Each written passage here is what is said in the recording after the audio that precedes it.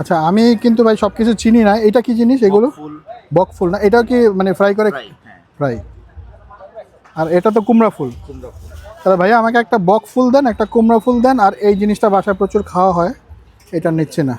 এইখানে একটা জিনিস খুব ভালো লাগলো, সেটা হচ্ছে ওনারা যে তেলটা ব্যবহার করতেছে এটা নতুন তেল, কোনো ভাজা পড়া তেল কিন্তু এখানে নাই।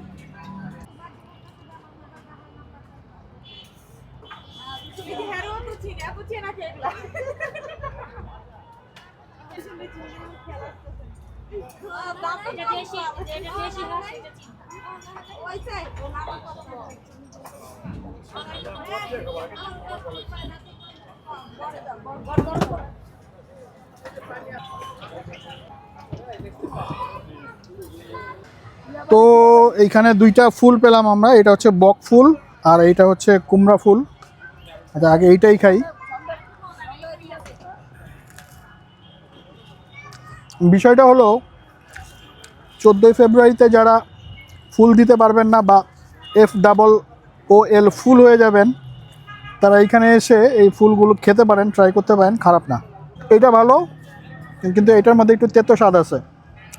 কারোর প্রতি যদি কোনো প্রকার রাগ, অনুরাগ, বিরাগ থেকে থাকে তাহলে এইটা খাওয়াবেন। আর যার প্রতি ভালোবাসা আছে তাকে এইটা খাওয়াবেন।